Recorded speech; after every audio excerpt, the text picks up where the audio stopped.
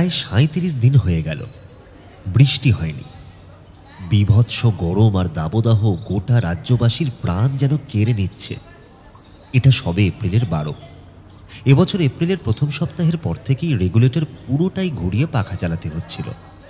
সেই গরমটা বাড়তে বাড়তে এপ্রিলের শুরুতেই প্রায় ৪০ ছুঁয়েছে। এখনও গরমের ছুটি পড়তে অন্তত ২০-২৫ দিন তো বাকি।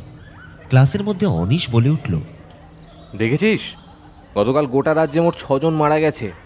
৩ জন বাঁকুড়ায়, ১ জন পুরুলিয়ায় আর ২ জন পশ্চিম মেদিনীপুরে। যতক্ষণ না আমাদের মধ্যে থেকেও কেউ একজন মারা যাচ্ছে ততক্ষণ মনে হয় কলেজ বন্ধ হবে না। কথাটা শুনেই একটা হাসির রোল উঠল। এরপর আরও একটা দুটো কথা হতে হতে গোটা ক্লাসটা মাছের বাজারে পরিণত হতে মাত্র কয়েক মুহূর্ত সময় লাগলো।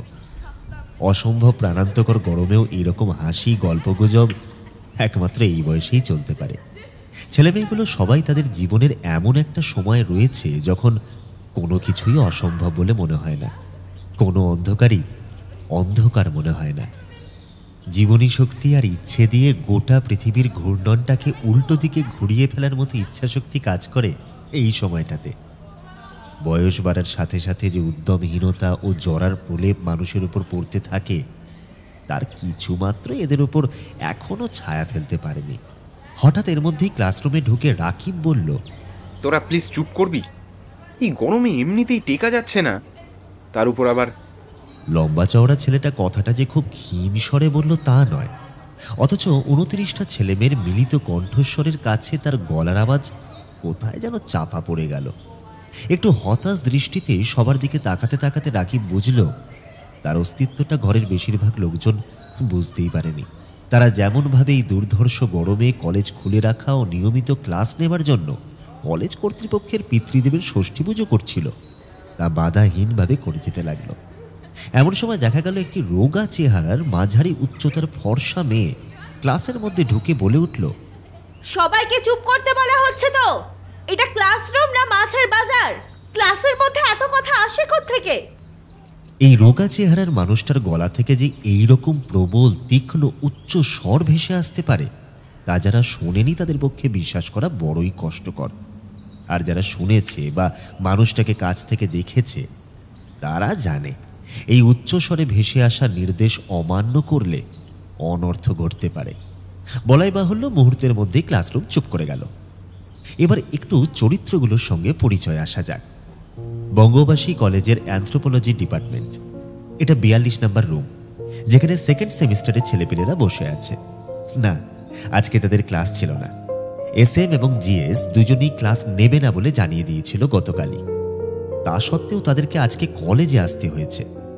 যেহেতু 6th সেমিস্টারের দাদা দিদিরা ডেকেছে এবং সেই ডাকে HOD এনাক্ষী ম্যাডামের শিলমোহর পড়েছে, তাই কারোর পক্ষেই এই ডাক অমান্য করা সম্ভব হয়নি।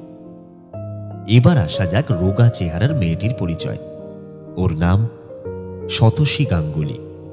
শতসী, রাকিব, অগ্নিদীপ আর সৌমিলি, এই 4 জনের গ্রুপটা গোটা ডিপার্টমেন্টই মোটামুটি বিখ্যাত। এই 4 মাস্কেটিয়ার্সের গ্রুপটার লিডার বলা যায় মোটামুটিভাবে শতসী। ফার্স্ট ইয়ার আর সেকেন্ড ইয়ার মানে সেকেন্ড সেমিস্টার আর 4th সেমিস্টারের পরেই ইউনিভার্সিটি ফার্স্ট ক্লাস ফার্স্টের প্রাইজটা ওকেই দিতে বাধ্য হয়েছে। ওদের গ্রুপটার প্রত্যেকেই লেখাপড়ায় ভালো, বলা ভালো এক্সট্রা অর্ডিনারিভাবে ভালো। তবে শতসী একটু আলাদা। ওদের প্রত্যেকের অসম্ভব অ্যাক্টিভ নেচার, উদ্যোগ, দুর্দান্ত রেজাল্টের জন্য জুনিয়ররা তো বটেই, স্যার ম্যাডামরাও ওদেরকে ভীষণ ভালোবাসে। জানি তোমাদের গরমে কষ্ট হচ্ছে, তবে আজকে তোমাদের হঠাৎ করেই কলেজে ডাকা হয়েছে তোমাদের নিজেদের জন্যই। প্রতি বছরের মতো এবছরও একটা ট্যুর হবে, সেই অ্যানথ্রোপোলজি ট্যুর। এর জন্য প্রিন্সিপাল স্যার আর এনাক্ষী ম্যাডামের মধ্যে মিটিং হয়েছে। তোমরা জানো প্রজেক্টের 30 নম্বর তোমাদের এভলিউশনে থাকে। ভাইভার প্রশ্ন ট্যুরটা থেকেই করা হয়। So please be serious about it. আর সব স্যার ম্যাডামরা না আসা পর্যন্ত ক্লাসের মধ্যে কথা বলো না। Good morning students. কথাটি বলতে বলতে অ্যানথ্রোপোলজি ডিপার্টমেন্টের হেড ক্লাসে ঢুকলেন। অল্প কিছুক্ষণ 4 মাস্কেটিয়ার্সের সঙ্গে নিচু স্বরে 2-1টা কথা বলে এনাক্ষী শুরু করলো সবার সাথে ট্যুরের ব্যাপারের কথা। তোমাদের এবারে ফার্স্ট ট্যুর হবে। তোমরা কেউ জীবনে এর আগে এমনভাবে যাওনি। আমি যখন ওই ওপারটায় মানে তোমাদের জায়গায় ছিলাম তখন আমার কাছে না এটা একটা ভীষণ ইন্টারেস্টিং ব্যাপার ছিল। আমরা তোমাদের ব্যাচ, এই দাদা দিদিরা, আমি, কৃষ্ণেন্দু স্যার আর বনেন্দা, এরা সবাই যাচ্ছি। এটা বেসিক্যালি তোমাদের প্রথম আর 6th সেমের কয়েকজন স্টুডেন্টদের জন্য অর্গানাইজ করা হয়েছে। আমাদের যেতে 2 দিন আর আসতে 2 দিন সময় লাগবে। এই 2 দিন ছাড়া মাঝে পাচ্ছি 3টে দিন, টোটাল 7 দিনের ট্যুর হবে। ম্যাম, কলকাতা ঘুরতে 7 দিন সময় লাগবে? কথাটা শুনে ফিক করে একটু হেসে ফেলল নাকি। ও হাসলে ওর দুপাশের দুটো গজ দাঁত দেখা যায়, গালে টোল পড়ে। ওকে যেমন দেখতে তার থেকেও আরও বেশ কয়েক গুণ সুন্দর লাগে হাসলে। সাধারণত যেসব মেয়েদের দেখতে এমনি খুব সুন্দর, তাদের হাসি খুব একটা সুন্দর হয় না। এক্ষেত্রে প্রকৃতি সামঞ্জস্যটা বজায় রাখতে ভুলে গেছে। এনাক্ষীকে দেখতেও যেমন অসাধারণ সুন্দর, ওর হাসিটাও একবার দেখলে আর ভোলার মতো নয়। ও, তোমাদের আসল কথাটাই বলতে ভুলে গেছি। 4 মাস্কেটিয়ার্সরাও এদের এরকম বালখিল্যতা দেখে বেশ জোরেই হেসে ফেলে। না না, আমরা কলকাতায় কোনো ট্যুরে যাচ্ছি না, এবারে আমরা যাব কেরালা। ক্লাসের সকলেই এত বড় একটা ব্যাপার স্বাভাবিকভাবেই আশাও করতে পারেনি। তাই শুনে পর হই হই করে একটা আনন্দের রোল উঠল গোটা ক্লাস জুড়ে। আমি বুঝতে পারছি এটা তোমাদের জীবনের প্রথম একা একা বাইরে যাওয়া। আমরাও ওই সময়টা কিন্তু পেরিয়ে এসেছি, যাকে বলে বাধা গরু ছাড়া পাওয়া। তবে শুধু মজা করে আর হাহা হিহি করে 7টা দিন কাটিও না, কিছু শেখার চেষ্টা করো। যেখানে যেখানে যাবে, যা যা স্যাম্পেল প্লট দেখবে, সেগুলোর থেকে নোট রেডি করে রাখবে। আমি অন্তত এই থেকে তোমাদের অ্যাসাইনমেন্ট দেব, সুতরাং সবটা মাথায় রেখেই যাবে কিন্তু। এবার একটু এনাক্ষীর পরিচয়টা সেরে নেওয়া যাক। এনাক্ষী সেন বঙ্গবাসী কলেজের অ্যানথ্রোপোলজি ডিপার্টমেন্টের এখনকার হেড। কলেজের 7 জন ফ্যাকাল্টির মধ্যে সর্বকনিষ্ঠা হলেন ইনি। এখান থেকেই ব্যাচেলার্স, তারপর ক্যালকাটা ইউনিভার্সিটি থেকে মাস্টার্স করে জয়েন করেছে এখানে। বলা বাহুল্য নিজের ব্যাচের টপার ছিল সে, এখন পিএইচডি করছে। ডিপার্টমেন্টের প্রত্যেকে তো বটেই, প্রত্যেকটা ছাত্রছাত্রী এই একজনের নাম বললে একেবারে গলে যায়। ছেলেদের মধ্যে একটা ব্যাপার থাকে, সুন্দরী ম্যাডামের ক্লাস একটু মনোযোগ দিয়ে শোনার। সেটা অবশ্যই প্রবলভাবে এনাক্ষীর ক্ষেত্রে কাজ করে। তবে শুধুমাত্র এইটুকুর জন্যই সবাই তার ক্লাস মন দিয়ে শুনছে বললে অন্যায় বলা হয়। অসাধারণ পড়ানোর দক্ষতা রয়েছে তার, তাই প্রত্যেকটা সেমিস্টারে শুধু ছেলেরা নয়, মেয়েরাও কখনো ওর ক্লাস মিস করে না। সত্যি কথা বলতে কি কিছুটা অবাক লাগে এই রকম একটা মানুষকে দেখে। একটা মানুষ যে পিএইচডি করেছে, তার ব্যাচেলারের প্রত্যেকটা জিনিস এত ডিটেলসে মনে রাখা খুবই কষ্টকর। বিশেষত মাত্র 3 বছরের পড়ানোর অভিজ্ঞতা থাকার সময় তো ব্যাপারটা একেবারে অসম্ভব। অথচ যে কোনো স্পিসিস, কার জয়ের হাড়ের সাইজ কত, স্কালের ভলিউম কেমন ইত্যাদি যে কোনো রকম খুঁটিনাটি ঠোঁটের ডগায় লেগে থাকে মেয়েটার। এই এক্সট্রা অর্ডিনারি স্বভাবের জন্যই গোটা কলেজে এমন কোনো মানুষ নেই যে ওকে পছন্দ করে না। সব কথা বলা হয়ে যাবার পর এনাক্ষী প্রিন্সিপাল স্যারের দিকে তাকিয়ে বলল, স্যার, এবার আপনি কিছু বলুন। আমি আর কি বলবো ম্যাডাম, আপনি তো মোটামুটি বললেন। কোথায় নিয়ে গেলে ভালো হবে সেটা সাবজেক্টের বিষয়, সেটা আপনি অনেক ভালো বুঝবেন। তবে হ্যাঁ, এত দূর যাচ্ছেন, খুব বেশি ম্যান পাওয়ার নেই, সাবধানে যাবেন। সমস্ত দায়িত্বটা তো আপনাদের উপরেই থাকবে। And please be careful about everything. কলেজের যেন কোনো অসম্মান না হয়। হ্যাঁ স্যার, নিশ্চয়ই, আপনি নিশ্চিন্তে থাকুন। আচ্ছা বেশ, তাহলে আপনি এবার বাকি আলোচনা ওদের সাথে সেরে নিন। আমার এরপর একটা মিটিং আছে, আমি গেলাম। এই বলে প্রিন্সিপাল স্যার তার মিটিংয়ের জন্য ঘর থেকে চলে গেলেন। নতুন করে আর তেমন বলার মতো কিছু নেই। আজকে শনিবার, আমরা সোমবার বেরোবো। তোমরা কালকের মধ্যে নিজেদের প্রয়োজনীয় জিনিসপত্র সব গুছিয়ে নিও। ওষুধপত্র অবশ্য নিজেদের মতন করে সঙ্গে নেবে। তোমাদের সব দায়িত্ব এখন আমাদের ওপরে। এমন কিছু করো না যাতে ডিপার্টমেন্ট এবং কলেজের নাম খারাপ হয়, কেমন? See you on Monday guys. Enakshi কিছু বলতে গিয়ে কিছুক্ষণ থামল, তারপর শতশীর দিকে তাকিয়ে বলল, শতশী, সবাইকে নিয়ে ডানকুনি স্টেশনে ঠিক সময় পৌঁছে যাওয়ার দায়িত্বটা কিন্তু তোমার। ওদের সবাইকে ঠিকঠাক সময়টা বলে দিও। আর কি কাগজপত্র লাগবে, আধার, প্যান, আইডেন্টিটি আর সব কিছুই বুঝিয়ে দিও, কেমন? একটু পরে আমার সাথে একবার দেখা করো, আমি আসছি, একটু দরকার আছে। তোরা আজ বাড়ি চলে যা। পরশু রাত 9টার সময় সবাই ডানকুনি স্টেশনে পৌঁছে যাবি। আর কোনো রকম অসুবিধা হলে আমাকে হোয়াটসঅ্যাপ করিস, ফোন করিস, যা খুশি করিস। আর নিজেদের প্যান কার্ড, আধার কার্ড, অরিজিনাল আর ফটোকপি দুটোই সঙ্গে রাখবি। আর কলেজের আইডেন্টিটি কার্ড অবশ্যই সঙ্গে নিবি। সোমবার দেখা হচ্ছে। ওরা এরপর নিজেদের মধ্যে অল্প একটু কথাবার্তা বলে বাড়ির পথ ধরল। বাড়িতে গিয়ে ব্যাপারটাকে বলা বেশ একটা কষ্টসাধ্য ব্যাপার হবে। আগে থেকে নোটিশ দিলে তবু ম্যানেজ করা যেত। হঠাৎ করে আজকেই সব কিছু ডিক্লেয়ার করেছে। বাড়ির লোকজনের সাথে কথা বলতে হবে। ঘড়ির কাঁটা মোটামুটি 4টের ঘর থেকে বেরোচ্ছে। টেবিলটা কাগজপত্র, ডেস্কটপ, কিবোর্ড, কিছু হাড় পাথরের টুকরো এই সবেতে ভরে আছে। 6টা মাথা টেবিলের ওপর ঝুঁকে রয়েছে। একটা এনাক্ষীর, বাকি 4টে 4 মাস্কেটিয়ার্সের। সদ্য ওদের একটা লোকেশনের সম্ভাব্য ম্যাপ পাশের প্রিন্টারটা থেকে প্রিন্ট হয়ে বেরিয়েছে। তাতে বিভিন্ন জায়গায় লাল কালি দিয়ে মার্ক করছে এনাক্ষী। হাত মুখ নেড়ে অনেক কিছু বোঝাচ্ছে। বেশ কিছুক্ষণ এইভাবে কথাবার্তা হবার পর সবাই কেমন যেন একটু ঝিমিয়ে গেল। এই ব্যাপারটা শুধুমাত্র একটা শিক্ষামূলক ভ্রমণ নয়, এনাক্ষীর কাছে এটা তার থেকে অনেক অনেক বেশি মূল্যবান।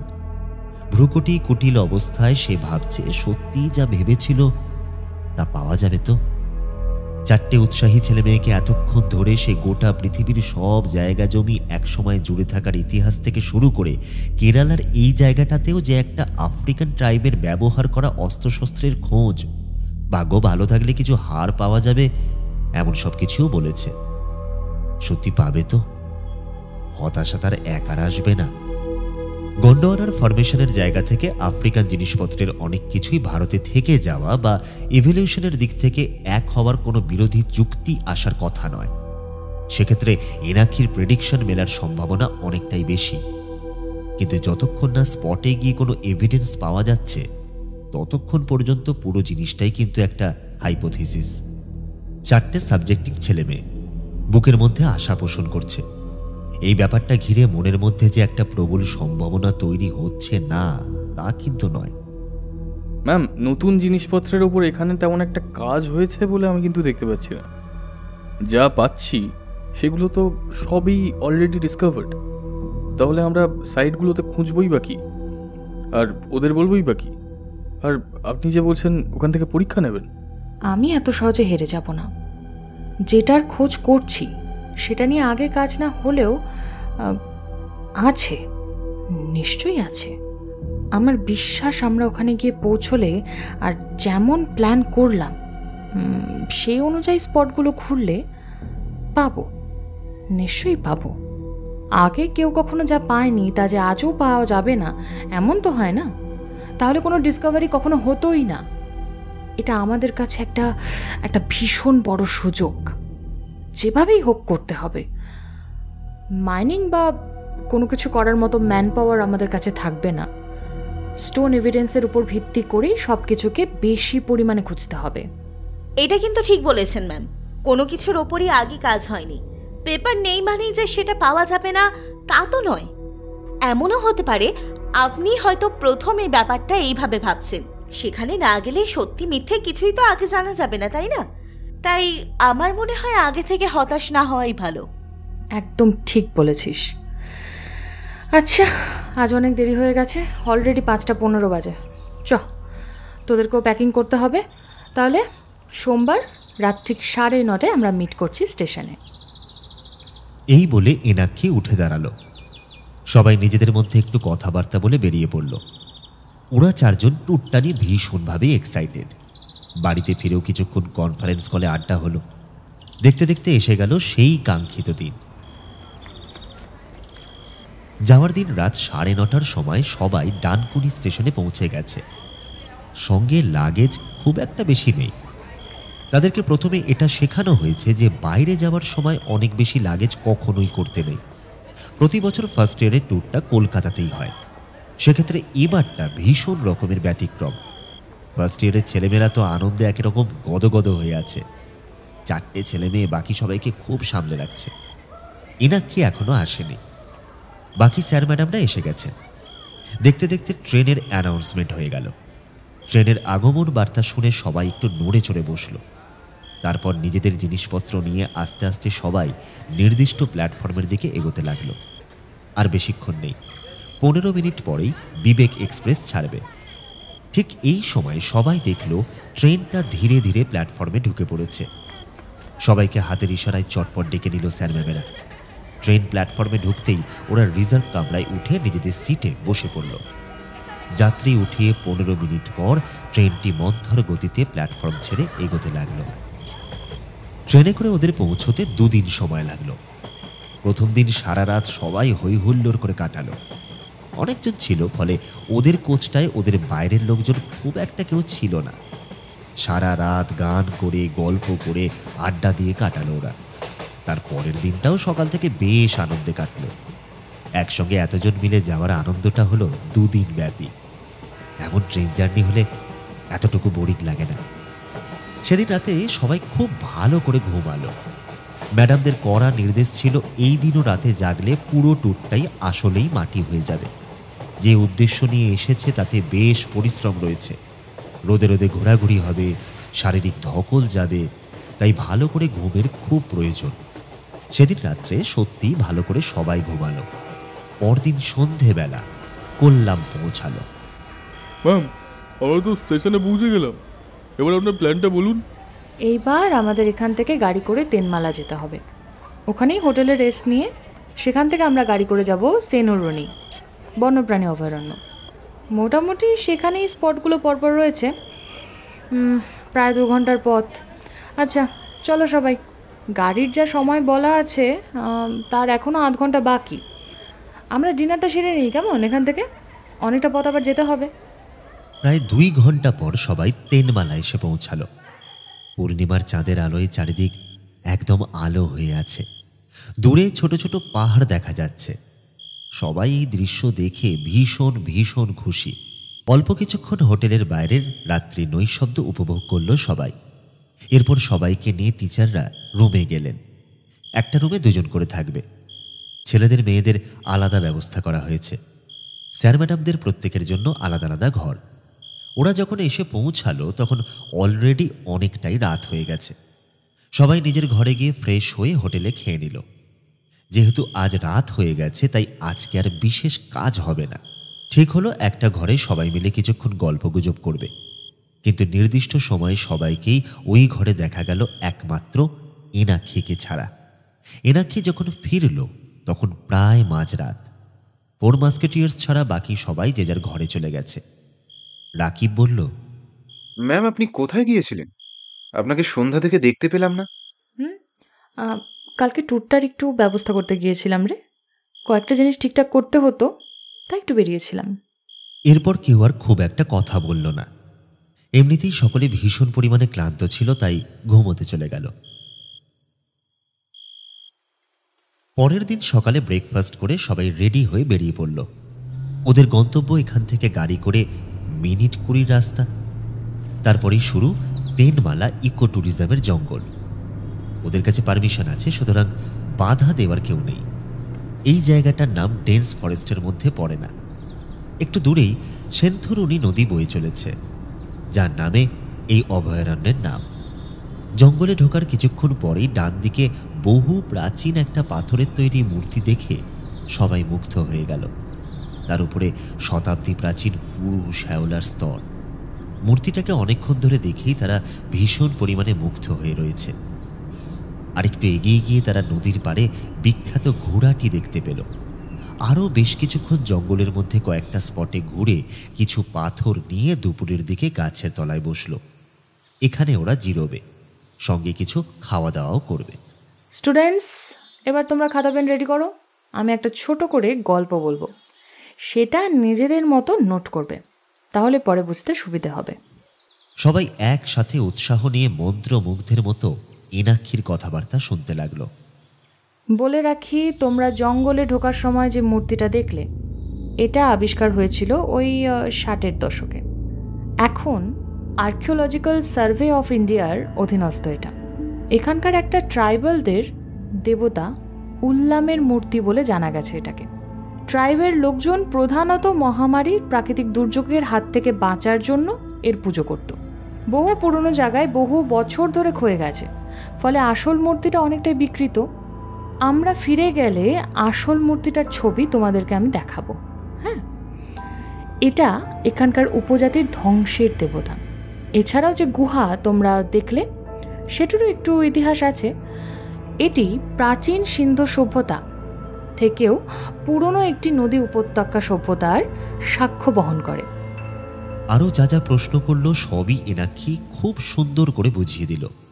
কয়েকটা পাথরের নমুনা তুলল, যার কাটিং এজ দেখে মনে হচ্ছে হয়তো কোনো একটা সময় এগুলো অস্ত্র হিসেবে ব্যবহার করা হয়েছিল। পুরো দিন ঘুরতে ঘুরতে সবাই বেশ ক্লান্ত বোধ করছিল। সারাদিন পায়ে হেঁটে পথ চলা, জঙ্গলের মধ্য দিয়ে এগোনো, সব কিছু করে বিকেলবেলা সবাই হোটেলে ফিরল। ম্যাম, কালকে আমাদের প্ল্যান কি? কালকের প্ল্যান এখনও আমি ঠিক করিনি, তবে এখানে কাছে একটা বহু পুরনো মন্দির আছে, বেশ বিখ্যাত। সেটা ভাবছি কালকে দেখা যেতে পারে। তারপর তো রাতের ট্রেনে বাড়ি ফিরব। সবাই ফ্রেশ হয়ে খাওয়া দাওয়া করে নিল। আজকে এখানে শেষ দিন, কালকে মন্দির ঘুরে রাতের ট্রেন, সুতরাং আজকেই শেষ দিন বলে ধরা যেতে পারে। তাই খেয়ে দিয়ে নিয়ে হোটেলের সামনের বাগানটায় বসে আজকে সবাই আড্ডা দিতে লাগলো। ম্যাম, আপনি তো খুব সুন্দর গান করেন, একটা গান শোনান না। এই না না, এই আমি গান করতে পারি না। তাছাড়া আমার একটা কাজ আছে, এক্ষুনি ঘরে যেতে হবে। তোদের যেগুলো বলেছিলাম সেগুলো করা হয়ে গেছে? ম্যাম, কাজ পরে হবে, আগে আপনি একটা গান শোনান প্লিজ। এরপর সকলে মিলে ভীষণভাবে জোরাজুরি করায় গান গাইতে বাধ্য হলো এনাক্ষী। সবার আবদারে প্রথমে একটা গান শুরু করলেও একটা গানে কোনোভাবেই রেহাই পায়নি সে। আরেকটা গান গেয়ে তবে ঘরে গেল। কিছুক্ষণ পরে চারজনও ঘরে চলে গেল। বাকি সবাই বসে গান, গল্প, আড্ডা, নাচ এসব চলতে লাগলো। বেশ কিছুটা রাতের দিকে একবার এনাক্ষী এসে ধমক দেওয়ায় সবাই উঠে গিয়ে যে যার ঘরে গিয়ে ঘুমালো। ঘড়ির কাঁটা রাত 1টা পেরিয়ে গেছে। হোটেলের প্রত্যেকটা ঘরই নিস্তব্ধ, নিশ্চুপ। শুধু জঙ্গলের ভেতর থেকে নাম না জানা রাতজাগা পাখির ডাক ভেসে আসছে। খসখস করে শুকনো পাতার উপর দিয়ে কারোর হাঁটার শব্দ আসছে। টুকরো টুকরো আলো যেন ভেসে আসছে। এত রাতে জঙ্গলের ভেতর যেন সভ্যতার একটা বিচ্ছিন্ন অংশ ঢুকে গেছে।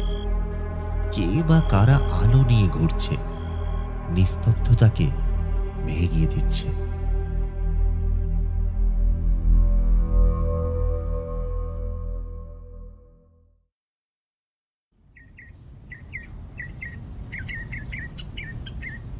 সকাল 7টা বাজে।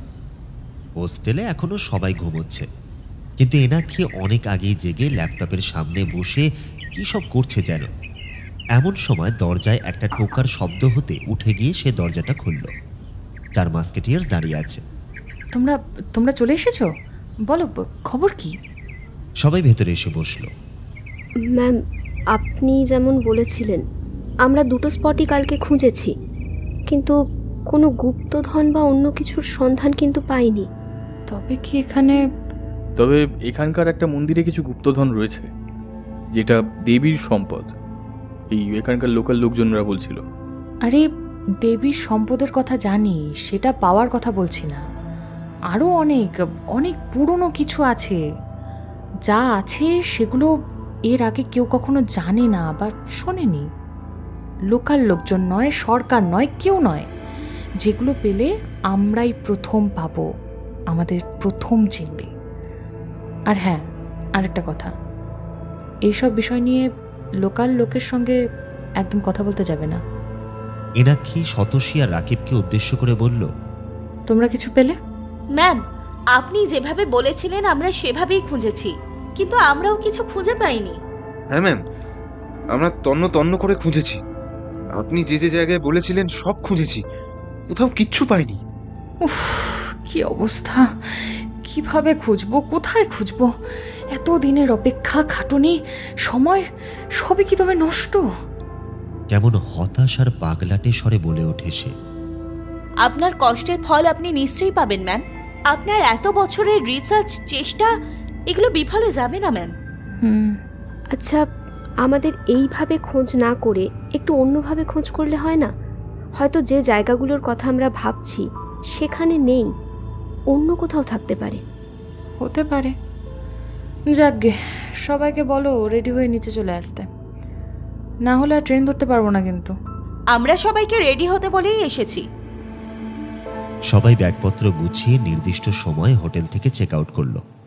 গাড়ি করে 2 ঘন্টার পথ অতিক্রম করার পরে তারা এসে পৌঁছালো সেই বিখ্যাত মন্দিরে।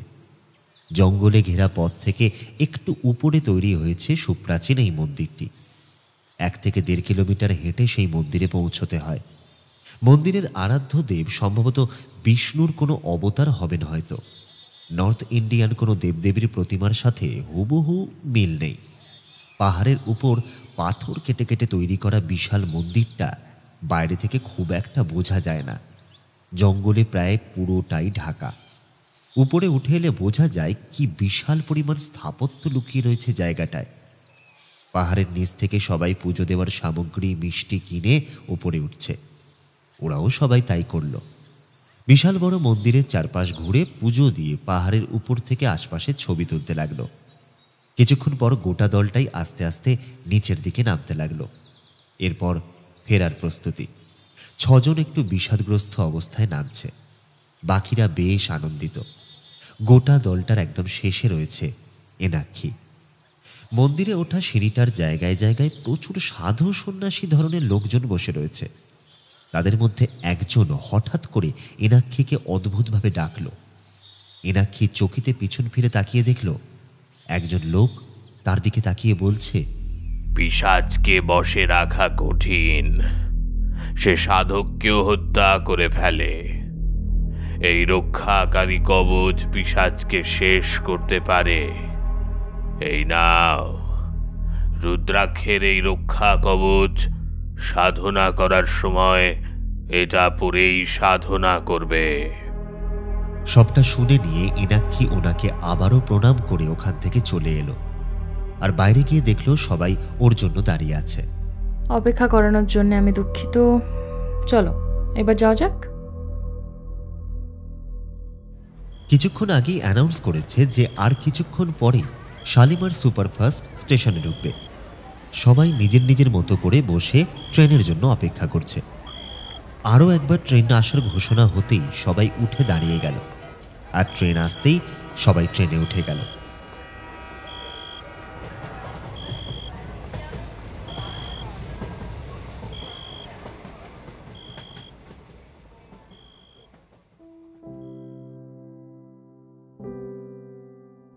কোল্লাম থেকে আসা আজ প্রায় 1 সপ্তাহ হয়ে গেছে।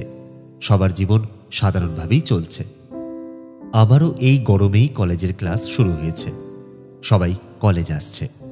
সবার জীবন সাধারণভাবে চললেও এনাক্ষীর প্রচুর পরিবর্তন ঘটেছে। আজকাল সে কলেজে কম আসে, আসলেও কেমন যেন চুপচাপ থাকে। কারোর সাথে কথা বলে না, নিজের মাঝে থাকতেই ভালোবাসে। নিজের মনে কি যেন ভেবেই চলেছে সে। তার সুন্দর গায়ের রংটাও অনেকটা কালো হয়ে গেছে। কোল্লাম থেকে আসার পর বাবার কথা মতো কাউকে কিচ্ছু না বলে সে প্রতিনিয়ত কর্ণপিশাচের সাধনা করেই চলেছে। তবে তার থেকে সাড়া এখনো পায়নি। নিরাশ না হয়ে এনাক্ষী সাধনা করেই চলেছে। এত বছর ধরে অপেক্ষা করেছে, আর কিছু দিন সে অপেক্ষা করতে রাজি।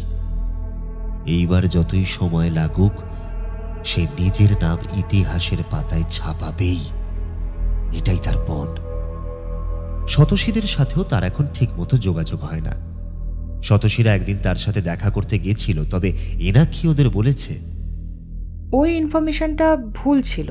আমি নিজে একান্তভাবে নতুন কিছু নিয়ে রিসার্চ করছি। কোনো তথ্য পেলে আর তোমাদের সাহায্য লাগলে আমি তোমাদের জানাবো। তোমরা এখন যাও, আমার প্রয়োজন হলেই আমি ডেকে নেব। ব্যাস, এরপর আর কোনো যোগাযোগ নেই। আর সেদিনের পর কেটে গেছে আরও কয়েক সপ্তাহ। আজ এনাক্ষী কলেজে এসেছে। এনাক্ষীর মুখটা আরও অনেকটা কালো হয়ে গেছে। শরীরটা কেমন যেন শুকিয়ে গেছে। আরে এনাক্ষী, কেমন আছো? গতকাল কলেজ আসোনি, শরীর ঠিক আছে তো? হ্যাঁ স্যার, শরীরটা ভালো আছে। কাল একটু কাজের জন্য আসা হয়নি স্যার। আমি এসেছি আজ ছুটি নিতে। বাকি এই মাসে যে কটা দিন আছে ছুটি চাই। একদম সামনের মাস থেকে কলেজে আসবো। আরে আর তো কদিন বাকি আছে। ঠিক আছে, তুমি লিভ নিতে পারো, কোনো ব্যাপার না। তবে সামনের মাস থেকে ফুল অ্যাটেন্ডেন্স চাই। মনে আছে তো, আর 2 মাস পর ফাইনাল ইয়ারের পরীক্ষা। স্যার মনে আছে। আচ্ছা স্যার, আমি আসছি। গাইজ, আজ এনাক্ষী ম্যাম কলেজে এসেছেন।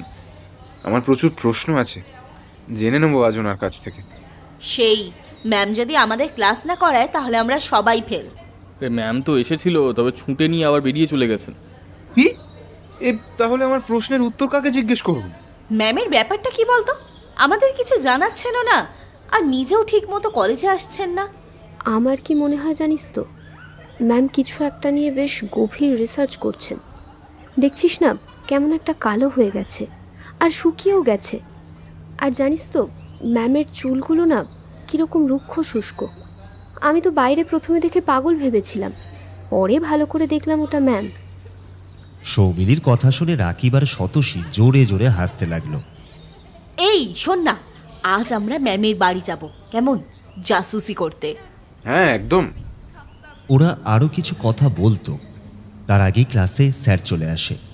তাই ওরা চুপ করে ক্লাস করতে লাগলো।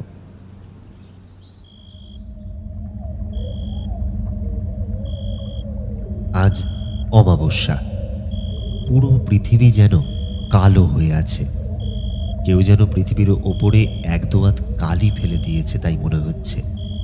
সন্ধ্যা 7টার সময় মনে হচ্ছে যেন গভীর রাত হয়ে গেছে। আজকের দিনে ভূত প্রেত আর চোরদের উৎপাত তো আছেই, তার উপরে আজ এনাক্ষীর ছোট্ট বাড়িটায় গোয়েন্দা লেগেছে। 4টে ছায়া এসে এনাক্ষীর বাড়ির গেটের ওপর পড়ল। 4টে ছায়ামূর্তি দেয়াল টপকে এনাক্ষীর বাড়ির ভেতরে এলো, আর তারা ধীরে ধীরে বাড়ির গেটের দিকে চলে গেল। আর দেখল গেট বন্ধ। এ ভাই, চারিদিকে কত অন্ধকার রে। তার উপর যদি ম্যামের বাড়ির লোক দেখে ফেলে তাহলে কি হবে বলতো? এই ভিতর ডিম, তুই চুপ কর। ভুলে গেছিস ম্যাডাম এখানে একা থাকে? হ্যাঁ, ম্যাম একা থাকে, কিন্তু ম্যাম যদি দেখে ফেলে তখন কি হবে? তখন ঘোড়ার মাথা হবে। বল না, তোর ভয় লাগছে? আমার মোটেও ভয় লাগছে না। ভয় করছে? না, করছে না। ওদের দুজনের ঝামেলা করা দেখে শতসী ধমক দিয়ে বলল, চুপ কর আর ভেতরে চল। ভেতরে কিভাবে যাব? গেট তো বন্ধ। অগ্নিদীপ বলতে গিয়ে চুপ করে গেল, কারণ শতসী গেট খুলে ওদের দিকে তাকিয়ে আছে। এ ভাই, এই গেটটা কিভাবে খুললো? ম্যাম কি আমাদের জন্য গেটটা খুলে রেখেছিল নাকি? ঝামেলা কর, তাহলেই খুলে যাবে। এখন চুপচাপ আমাকে ফলো কর। শতসী বলল, আর 3 জনে ভেতরে ঢুকে গেল। পুরো বাড়িতে এনাক্ষীকে খুঁজে না পেয়ে সৌমিলি বলল, এ ভাই, ম্যাম কোথায় রে? ম্যামকে কি কিডন্যাপ করে নিয়েছে? আর চুপ কর তো, মাথা মোটা। আমি না, তুই মাথা মোটা। দুজনে চুপ কর আর ছাদে চল। ম্যাম ছাদেও তো থাকতে পারে। ওরা ছাদে চলে গেল। ওম ঐম হ্রিম শ্রীম দম হম ফট কনক বজ্রবদৈর্য মুক্তালঙ্কুতভূষণে। শতশিরা ছাদের উপর গিয়ে দেখল ইনাক্ষী ছাদের মাঝখানে বসে সামনে একটা মাটির প্রদীপ জ্বালিয়ে রেখে পাশের একটা বাটিতে হাতের আঙুল চুবিয়ে রেখে ক্রমাগত কিছুর একটা মন্ত্র জপ করে চলেছে। ম্যাম কি তবে পড়ানো ছেড়ে সাধনা শুরু করলো? চুপ কর, কথা বলিস না। এনাক্ষী মন্ত্র পড়তেই থাকলো। হঠাৎ পরিষ্কার আকাশ মেঘলা হয়ে উঠল আর প্রচণ্ড হাওয়া দিতে শুরু করলো। একটা হাওয়ার কুণ্ডলী এনাক্ষীকে ঘিরে ঘুরতে থাকলো। তোরা সবাই মরবি, তোরা সবাই মরবি। একটা তীক্ষ্ণ নারী কণ্ঠে কেউ যেন সৌমিলির কানে এসে বলে গেল, আর হাওয়ার গতি পাশ কাটিয়ে সামনের দিকে চলে গেল। সৌমিলি এটাকে অগ্নিদীপের বদমাইশি ভেবে বলল, অগ্নি, তুই আমাকে জ্বালানো বন্ধ করবি? আমি কি করলাম? তুই তো আমার কানের কাছে এসে কি সব আওয়াজ করছিলিস। আরে আমি তো কিছুই করিনি। গাইস চুপ, সামনে দেখ দুজনে। শতশীর ডাকে ওরা সামনে তাকালো। এনাক্ষী এক মনে মন্ত্র জপ করছিল। হঠাৎ ওর কানের কাছে কারোর গরম নিঃশ্বাস অনুভব করল সে, আর কানে এলো এক নারী কণ্ঠ। তোর ডাকে সাড়া না দিয়ে পারলাম না, বল কি চাস সাধক? বলেই সে এক তীক্ষ্ণ হাসি হেসে উঠল। এনাক্ষী বুঝল সে পেরেছে পিশাচ সাধনা করতে। পিশাচিও ডাকে সাড়া দিয়েছে। এইবার এনাক্ষী চোখ খুলল আর সামনে তাকিয়ে দেখল একটা ধোঁয়ার কুণ্ডলী ধীরে ধীরে নারী রূপ ধারণ করছে, আর ধীরে ধীরে ওর সামনে এক উলঙ্গ নারী প্রকট হলো আর বলে উঠল, বল, কি জানতে চাস? তোর ভূত না ভবিষ্যৎ? আমি আমার ভবিষ্যৎ জানতে চাই। তোর ভবিষ্যৎ হলো তুই গুপ্তধনের সন্ধান পাবি, তোর নাম যশ হবে, তোর খ্যাতি চারিদিকে ছড়িয়ে পড়বে, আর আর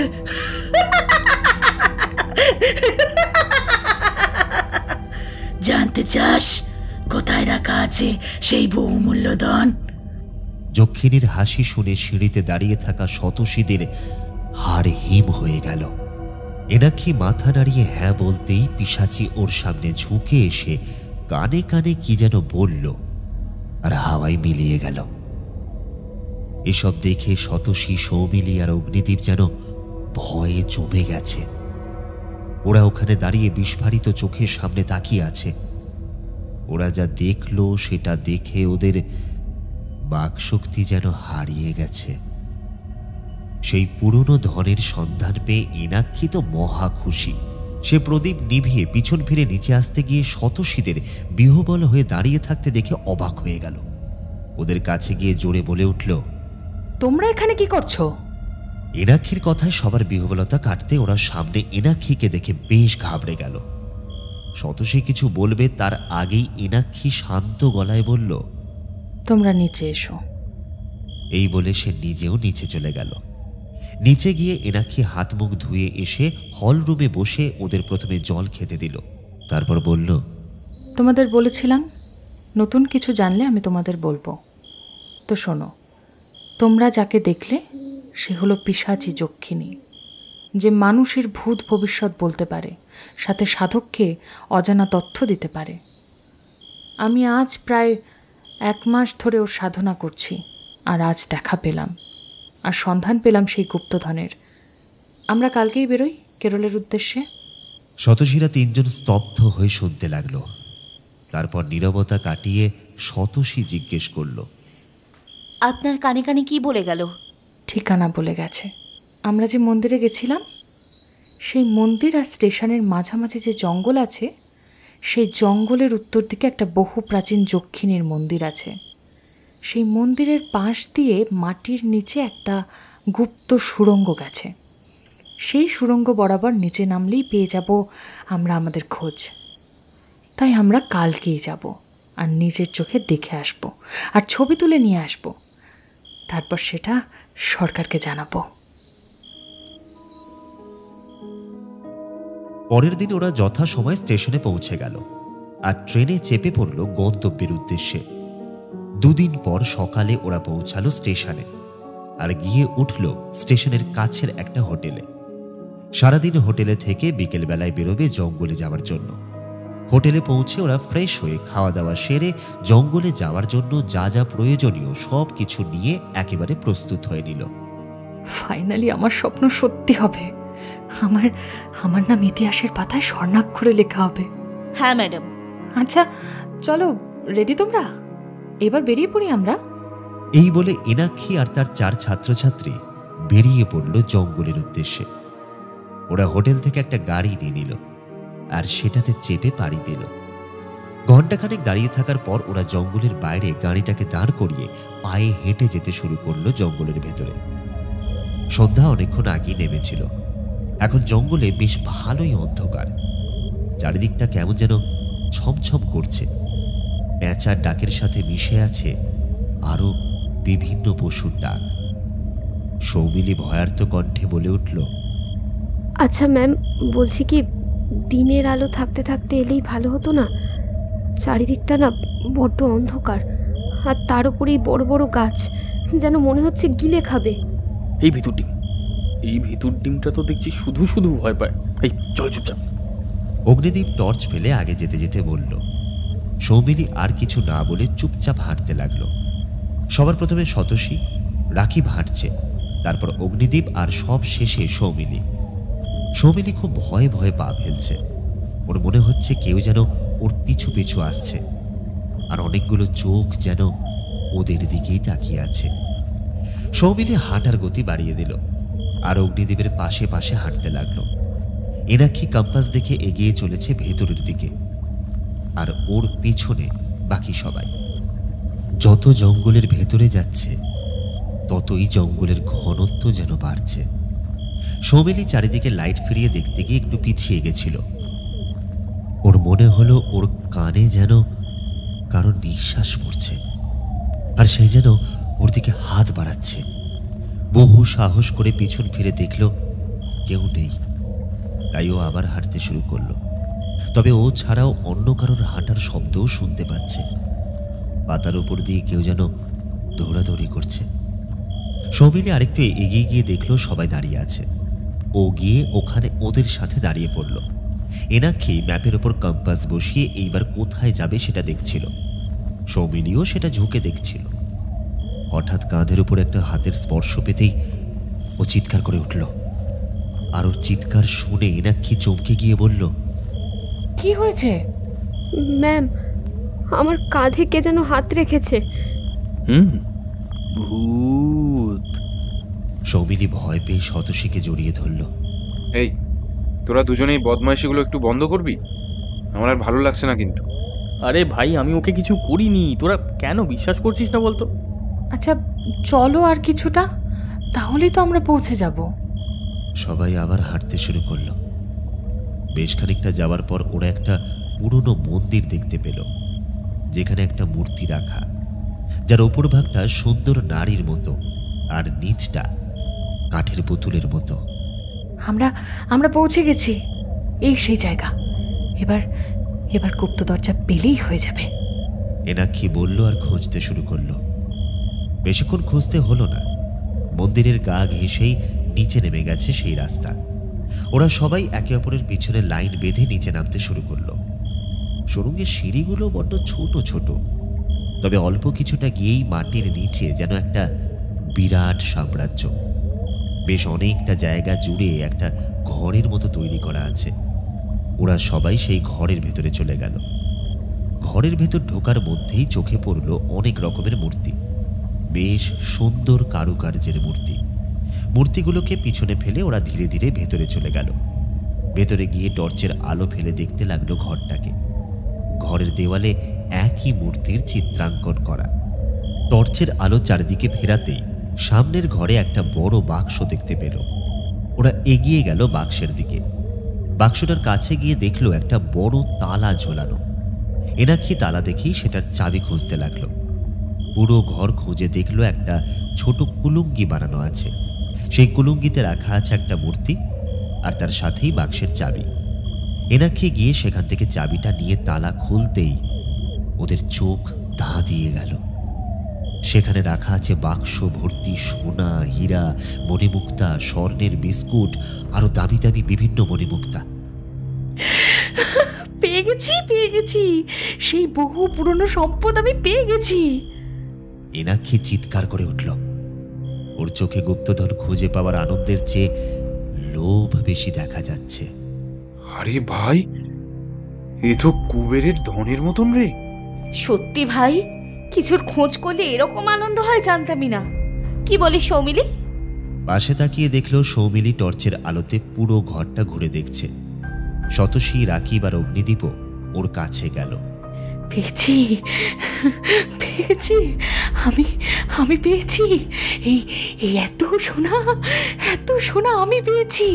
আমার কষ্ট সফল হলো। এইবার এই ধনের মালিক আমি। হ্যাঁ আমি। এনাক্ষীর চেহারায় লোভ স্পষ্ট।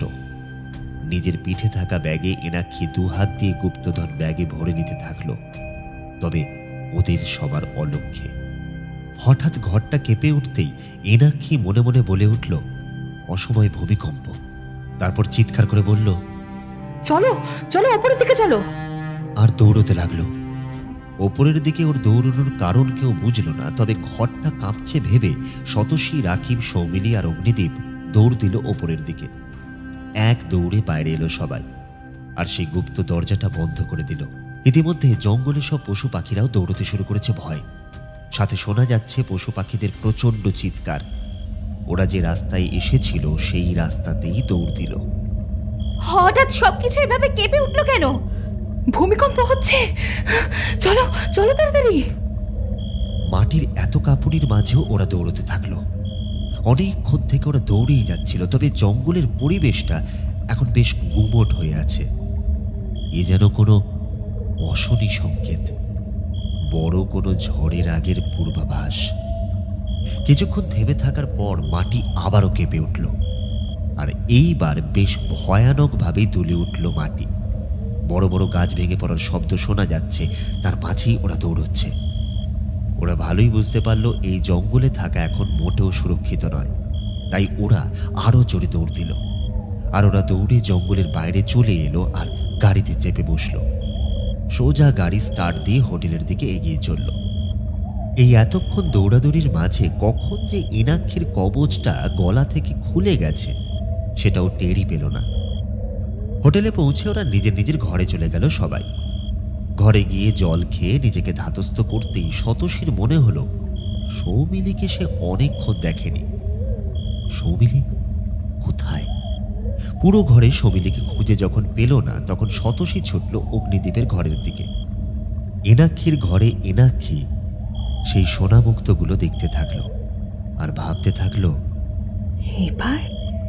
এবার আমার নাম যশ খ্যাতির সাথে সাথে এই গুপ্তধনের মালিকও হয়ে যাবে। অর্ধেক গুপ্তধন আমি নিজের জন্য রেখে বাকিটা সরকারকে দেব। তারপর সারা জীবন আমার আর কিচ্ছু চিন্তা করতে হবে না। তার আগে ওই রক্ষা কবচ দিয়ে যক্ষিণীকে শেষ করতে হবে, না হলে আমার বিপদ বাড়বে। ওর এখন আর কোনো কাজ নেই। এনাক্ষী এটা ভেবেই নিজের মনে এক ক্রূর হাসি হাসল। তখনই ও গলায় হাত দিয়ে দেখল ওর রুদ্রাক্ষের রক্ষা কবচটা গলায় নেই। কবচটা কোথায় গেল? এনাক্ষী মনে মনে এসব ভাবলো আর ব্যাগে খুঁজতে লাগলো। এনাক্ষী কবজের খোঁজ করছিল, তক্ষুনি দরজায় নখ হলো। দরজায় নখের শব্দে এনাক্ষী স্বর্ণমুদ্রাগুলো লুকিয়ে ফেলল, আর গেটের কাছে গিয়ে গেট খুলে দেখল শতশী, অগ্নিদীপ আর রাকিব বিবর্ণ মুখে দাঁড়িয়ে আছে। ওদের দেখেই এনাক্ষী জিজ্ঞেস করল, কি হয়েছে তোমাদের? ম্যাম,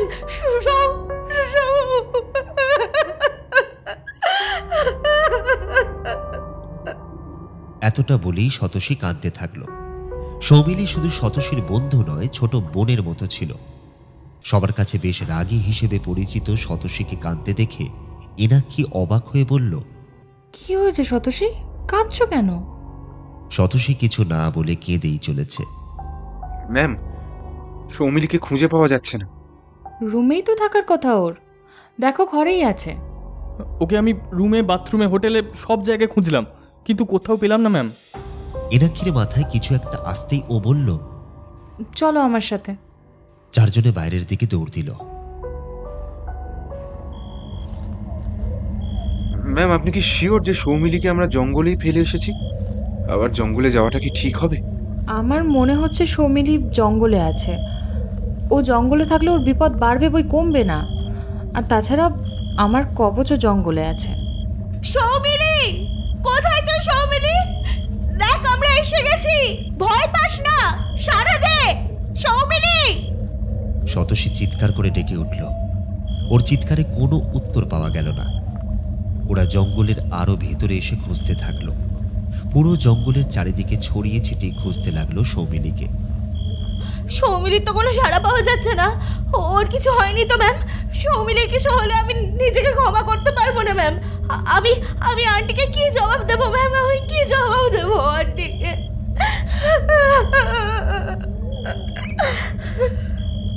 শতশী কান্না ভেজা কণ্ঠে বলল, বাচ্চাদের মতো কান্না করাটা বন্ধ করো শতশী। আমরা সৌমিলিকে ঠিক খুঁজে বের করবই। চলো আর একটু ভেতরে গিয়ে দেখি, হয়তো ভয় পেয়ে কোথাও লুকিয়ে আছে। শতশী, আমরা সৌমিলিকে ঠিক খুঁজে নেব, নিজেকে শক্ত কর। ওরা জঙ্গলের ভেতর আরো এগিয়ে গেল আর চারিদিকে টর্চের আলো ফেলে খুঁজতে লাগলো সৌমিলিকে। অনবরত তার নাম ধরে ডাকতে লাগলো। রাত এখন 12টা। পুরো জঙ্গলে তন্ন তন্ন করে খুঁজেও ওরা সৌমিলিকে কোথাও পেল না। সৌমিলিকে না পেয়ে শতসী ভেঙে পড়ল আর ওখানেই বসে পড়ল। অগ্নিদীপ ওকে সাহস দিতে লাগলো। তুই চিন্তা করিস না, আমরা ওকে ঠিক খুঁজে বের করব। এনাক্ষী দাঁড়িয়ে দাঁড়িয়ে ভাবতে লাগলো, কোথায় ওর কবচ, কোথায় পড়েছে। ওর মনে সৌমিলির থেকে কবচের চিন্তা বেশি। সৌমিলি, তুই কোথায়? হে ভগবান, আমাকে রাস্তা দেখাও। শতসী চোখ বন্ধ করে প্রার্থনা করতে থাকলো। চুপ করে ভাবতে ভাবতে হঠাৎ শতসীর কিছু একটা মনে হলো। ও হঠাৎ করে দাঁড়িয়ে বলল, ম্যাম, সৌমিলি হয়তো ওই মন্দিরের গুপ্ত ঘরে আটক থেকে গেছে। আমি ওখান থেকে বেরোনোর পর ওকে লক্ষ্য করিনি। তখন ভেবেছিলাম ও হয়তো আগেই বেরিয়ে গেছে, তাই কিছু বলিনি। এনাক্ষী ভাবলো, হ্যাঁ হতে পারে, ওর কবচটাও ওখানেই পড়ে গেছে, আর আবার ওখানে গেলে ও আরো কিছু সোনাও নিয়ে আসতে পারবে। তাই বেশ উৎসাহের সাথেই বলল, চলো সেখানে। কিন্তু এই উৎসাহটা শতসীর চোখ এড়ালো না। তাও ওসব ভাবনা দূরে সরিয়ে রেখে একটা আলোর আশা পেয়ে চারজনেই দৌড় দিল আবার মন্দিরের দিকে। চারজন সেই যক্ষিণী মন্দিরের সামনে এসে দাঁড়ালো। অনেকটা দৌড়ে সবাই হাঁপিয়ে গেছে। এনাক্ষী আগে গিয়ে সেই গুপ্ত দরজাটা খুলল আর সবাই নিচের দিকে যেতে লাগলো। নিচে গিয়ে ওরা দেখল সেই ঘরের ভেতর থেকে একটা আওয়াজ ভেসে আসছে। ওরা সবাই ওই আওয়াজ অনুসরণ করে ঘরে গিয়ে দেখল একটা মেয়ে দেওয়ালের কারুকার্যগুলো দেখছে আর কিছু একটা বলছে। শতসী সামনে এসে মন দিয়ে মেয়েটার কণ্ঠস্বর শুনে বলে উঠল, সৌমিলি! আর দৌড়ে গিয়ে ওকে জড়িয়ে ধরল। শতসী ওর কাছে যেতেই মেয়েটা ডুকরে কেঁদে উঠল। তুই এসেছিস? জানিস আমি কত ভয় পেয়ে গিয়েছিলাম, তবে আমি জানতাম তোরা সবাই আমাকে বাঁচাতে ঠিক আসবি, তোদেরকে যে আসতেই হতো। সৌমিলি কেমন একটা অদ্ভুত আর যান্ত্রিকভাবে বলে উঠল, তুই এখানে আটকে পড়লি কিভাবে? ওই দৌড়ে ওপরে যাওয়ার সময় আমি পড়ে গেলাম, আর তোরা আমাকে রেখে চলে গেলি। তারপর আমি অন্ধকারে ভয়ে এই দেওয়ালের কাছে চুপ করে বসেছিলাম। এইদিকে এনাক্ষী নিচে এসে টর্চ দিয়ে কিছু একটা খুঁজে চলেছে, কিন্তু কোনোভাবেই পাচ্ছে না। তাই তার ক্রোধ পাল্লা দিয়ে বাড়ছে। কি খুঁজছেন? কিছু না, মনে হলো নিচে কিছু আছে, তাই দেখছিলাম। আচ্ছা। এইবার অগ্নিদীপ সৌমিলির সামনে গিয়ে বলল, এই ভিতর টিম, তোর ভয় লাগেনি এখানে একা থাকতে?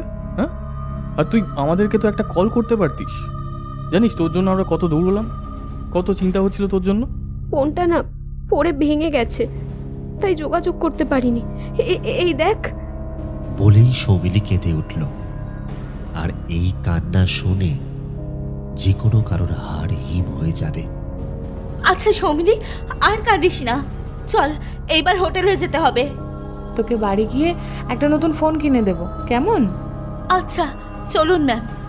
এনাক্ষী ওদের অলক্ষ্যে সেই বড় বাক্সটার দিকে যাচ্ছিল, কিন্তু শতসীর কথা শুনে দাঁড়িয়ে গিয়ে বলল, চলো। না, এখন আমি যাব না। আমি আগে তোদের একটা গল্প শোনাবো। এখানে কোনো গল্প বলতে হবে না, তুই চল ভাই হোটেলে চল, ওখানে গিয়ে ঘুমাবো। ঘুম পাচ্ছে বিশাল। ঘুমাবি তো, শান্তির ঘুম ঘুমাবি, কিন্তু তার আগে আমি গল্প শোনাবো, না হলে যাব না আর যেতেও দেব না। এটা কি ধরনের বাচ্চামি? এই চল না হোটেলে, কাল বাড়ি যেতে হবে। অগ্নিদীপ সৌমিলির কাছে গিয়ে ওকে টেনে ওঠাতে ওঠাতে বলল, বললাম না যাব না, কেন জোর করছিস? অগ্নিদীপকে চিৎকার করে বলল। ওর চিৎকারে পুরো ঘরটা কেঁপে উঠল আর অগ্নিদীপ দূরে ছিটকে গিয়ে পড়ল। আচ্ছা আচ্ছা সৌমিলি, তুমি আমাদের গল্প শোনো, তোমরা ওর গল্প শোনো, আমিও শুনবো। কারণ ওরা যদি সৌমিলির গল্প শোনে তাহলেই এনাক্ষী আরো কিছু মুদ্রা নিতে পারবে। সৌমিলির সামনে ওরা বসলো আর এনাক্ষী পিছনে দাঁড়ালো। সৌমিলি গল্প বলতে শুরু করলো আর ওদের অলক্ষ্যে সেই বাক্সটার দিকে এগিয়ে যেতে লাগলো এনাক্ষী। এটা না অনেক বছর আগের কথা। তখনও ইংরেজের শাসন শুরু হয়নি। সেই সময় কেরলে রাজা আইয়ারের শাসন ছিল। রাজা আইয়ার সেই সময়ের সব থেকে শক্তিশালী রাজা ছিল। তিনি অনেক রাজ্য জয় করেছিলেন আর প্রচুর সম্পদ ছিল তার। তার সম্পদকে কুবের দেবের সম্পদের সাথে তুলনা করা হতো। প্রচুর সম্পদ থাকা সত্ত্বেও তিনি কখনো অহংকার করতেন না। 2 হাত ভর্তি করে সবাইকে দান করতেন। তবুও তার সম্পদের কোনো কমতি ছিল না। সাধারণ মানুষ তাকে খুব সম্মান করত। রাজা আইয়ার অনেক রাজ্য জয় করায় তার কোষাগার সবসময় স্বর্ণে ভরা থাকত। ধনদেবীর আশীর্বাদ ছিল তার সম্পদে। তবে রাজা আইয়ারের যখন বয়স হয়, তার পুত্র তার জায়গায় সিংহাসনে বসেন। রাজা আইয়ারের পুত্র ছিল সম্পূর্ণ ওনার বিপরীত। রাজকুমার ছিলেন অহংকারী। এত সম্পদ থাকা সত্ত্বেও তিনি প্রজাদের শোষণ করতেন, অতিরিক্ত কর আদায় করতেন। মহারাজ আইয়ারের যেহেতু অনেক বয়স হয়ে গিয়েছিল, তাই তিনি সুস্থ থাকার জন্য হাওয়া বদল করতে থাকতেন আর খুব কম সময়ই এখানে আসতেন। মহারাজের অসুস্থতার সুযোগ নিয়ে রাজকুমার এসব অবিচার করত আর প্রজারা অসহায়ের মতো মুখ বুজে সব সহ্য করত। রাজকুমার সিংহাসন পেলেও কোষাগারের চাবি এখনো মহারাজের হাতেই ছিল। একদিন মহারাজা হঠাৎ তার নিজের রাজ্যে ফিরে এসে এমন দুঃশাসন দেখে খুব রেগে যান আর রাজকুমারকে দেশ থেকে বহিষ্কার করে দেন।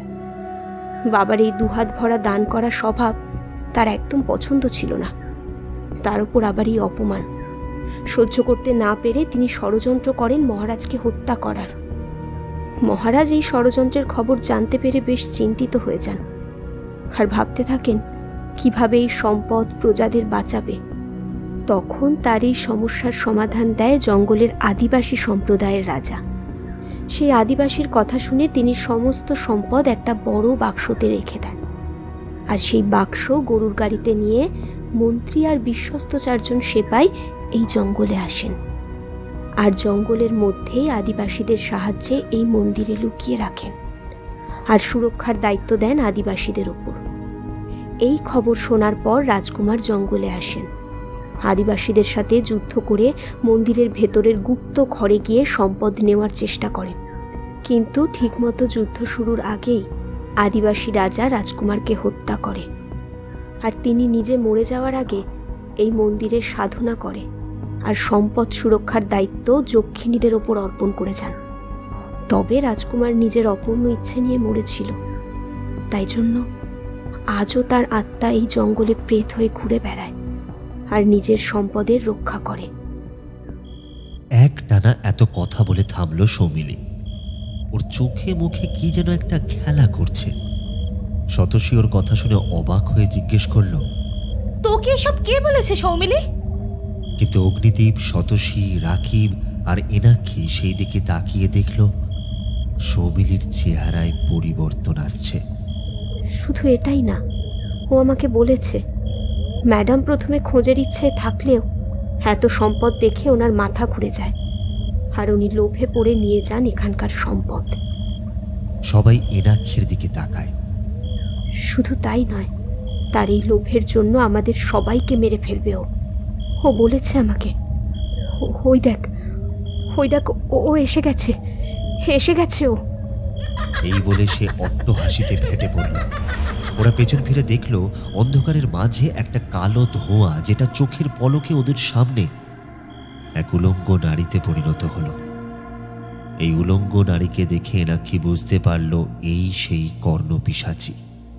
আর মনে পড়ে গেল সেই বাবার কথা, কর্ণপিশাচীকে বশে রাখা খুব কঠিন, সে সাধককেও হত্যা করে ফেলে।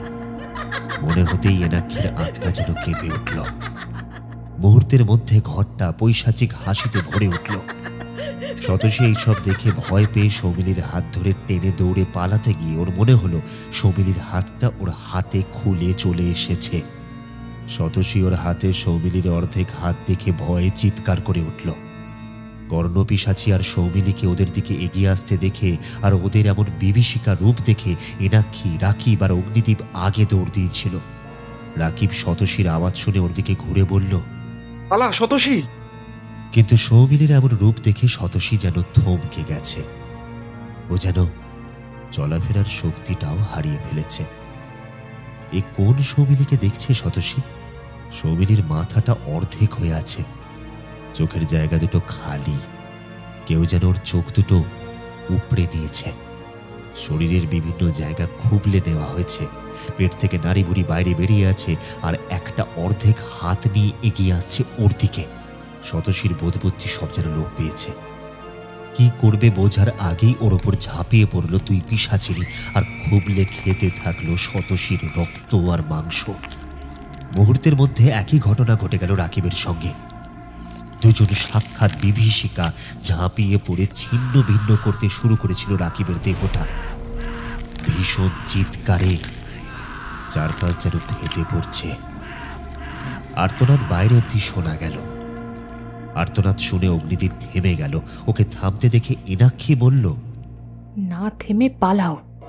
এনাক্ষীর মুখে এমন কথা শুনে অগ্নিদীপ বলল, সব আপনার জন্য হচ্ছে, আপনার রিসার্চ আর লোভের জন্য। এখন তো আপনি পালিয়েই যাবেন। আপনার স্বার্থ সিদ্ধি যে হয়ে গেছে, কে বাঁচলো কে মরলো দেখে তো আপনার কোনো লাভ নেই, তাই তো? আপনার সাধনায় জাগ্রত যক্ষিণী, আপনার কাছে তাকে শেষ করার ক্ষমতা নেই। আজ আপনার জন্য এতগুলো নিষ্পাপের প্রাণ যাচ্ছে। অগ্নিদীপ, ছাড়ো আমাকে। উফ, ছাড়ো আমাকে। কি পাগলামি করছো? এখন এসব ভেবে লাভ নেই। যারা মারা গিয়েছে তাদের আমরা ফেরাতে পারবো না, কিন্তু নিজের প্রাণ তো বাঁচাতে পারবো। তাই বলছি, পাগলামি না করে চলো, পালাও, আর আর আমাকে ছাড়ো। শুনুন, আপনি স্বার্থপর হতে পারেন, তবে আমি নই। ওরা আমার বন্ধু। ওদের বিপদে ফেলে আমি যেতে পারবো না। বাঁচলে একসাথে বাঁচবো, নইলে মরলে একসাথে মরবো। পাগল ছেলে, এখন নিজে বাঁচবে কিনা তার কোনো ঠিক নেই। ও যাচ্ছে বন্ধুদের বাঁচাতে। হ্যাঁ, যা, স্বেচ্ছায় মরকে যা। হ্যাঁ। অগ্নিদীপ মন্দিরের ভেতরে গিয়ে দেখল শতসীর অর্ধেক খাওয়া দেহ নিষ্প্রাণ হয়ে পড়ে আছে, আর তার উপর হিংস্র রূপে বসে ও রক্ত খাচ্ছে সৌমিলি। এই ভয়ঙ্কর দৃশ্য দেখে গা গুলিয়ে উঠল অগ্নিদীপের, আর পিছন ফিরে নিজেকে সামলে নিল সে। অগ্নিদীপ পেছনে ফিরবে তার আগেই ওর কাঁধে এক ঠান্ডা হাতের স্পর্শে অগ্নিদীপের অন্তরাত্মাও কেঁপে উঠল। অগ্নিদীপ বুঝল এইবার ওর পালা। চোখের সামনে ভেসে উঠল মা বাবার মুখ, আর সাথে পুরনো কলেজের স্মৃতি। মা বাবার সাথে ওর আর দেখা হবে না, আজকেই শেষ দিন ওর। আর কিছু ভাবার আগেই শতসী ওর মাথায় কামড় বসিয়ে রক্ত খেতে থাকলো। এনাক্ষী এক দৌড়ে বড় রাস্তায় উঠে গাড়িতে চেপে বসলো, আর সঙ্গে সঙ্গে গাড়ি স্টার্ট দিয়ে দিল। নিজের প্রাণ বাঁচাতে পেরে সে খুব খুশি। তাই সে এক মুহূর্ত দেরি না করে গাড়ি নিয়ে এগিয়ে চলল।